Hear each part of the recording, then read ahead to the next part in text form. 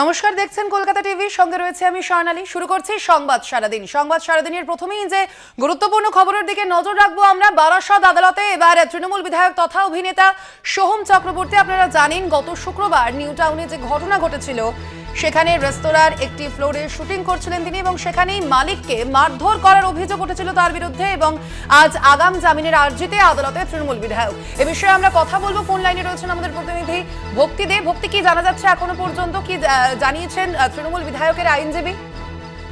দেখো, এখন পর্যন্ত যে আমরা দেখতে পাচ্ছি যে 7ই জুন নিউ টাউনে এক হোটেল মালিককে মারধরের ঘটনায় তৃণমূলের বিধায়ক সোহম চক্রবর্তীর বিরুদ্ধে হাইকোর্টে কিন্তু মামলা করেছে ওই রেস্তোরাঁর মালিক।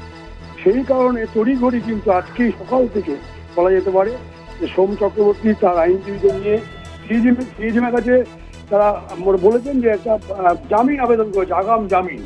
সেই আগাম জামিন এখনো পর্যন্ত সেটা কিন্তু হয়নি, সেটা কিন্তু শুনানি হয়েছে। এখন দেখার বিষয় আগাম জামিন তিনি পান কিনা। যদিও তিনি কিন্তু সকাল থেকে এখনো পর্যন্ত তিনি বারাসত আদালতে আছেন। এখন দেখার বিষয় যে তার শুনানির পর কি রায় দেন বিচারক। ভক্তি, আমরা দেখেছিলাম যে বুধবারই কিন্তু আদালতের দ্বারস্থ হয়েছিল এই রেস্তোরাঁর মালিক, এবং তার পরবর্তীতে দেখেছি আমরা তিনি অভিযোগ করছেন যে তাকে হুমকি দেওয়া হয়েছে। সে বিষয়ে আজ তৃণমূল বিধায়ক তথা অভিনেতা সোহম চক্রবর্তী বারাসত আদালতে এসেছিলেন। সেখানে কোথাও গিয়ে কি তিনি গ্রেপ্তারের আশঙ্কা করছিলেন? সে কারণেই আমার আগাম জামিনের আর্জি। দেখো, আইনজীবী মহোদয় যেটা বলছেন, আমার সঙ্গে বেশ কিছু আইনজীবীর কথা হয়েছে।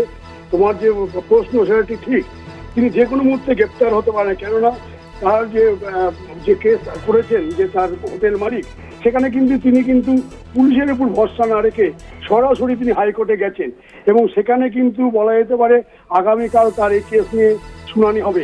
সেক্ষেত্রে তিনি গ্রেপ্তার যদি না হন, সেই কারণে কিন্তু আজকে সকাল সকাল তিনি চলে এসেছেন বারাসত আদালতে। তার আইনজীবীর সঙ্গে তিনি পরামর্শ করেন এবং তিনি কিন্তু দাখিল করেছেন শুনানির জন্য। বিচারপতি সেটা কিন্তু এখনো বলা যেতে পারে সেটা কিন্তু স্ট্যান্ডিং আছে, এখনো রায় দেননি। কিন্তু তিনি গ্রেপ্তার হতে পারেন সেটা কিন্তু আশঙ্কা করছেন তিনি। একদমই, অবশ্যই সেদিকে আমাদের নজর থাকবে। আপাতত ধন্যবাদ তোমায় ভক্তি। আমরা কথা বললাম, ফোন লাইনে ছিলেন আমাদের প্রতিনিধি ভক্তি দে।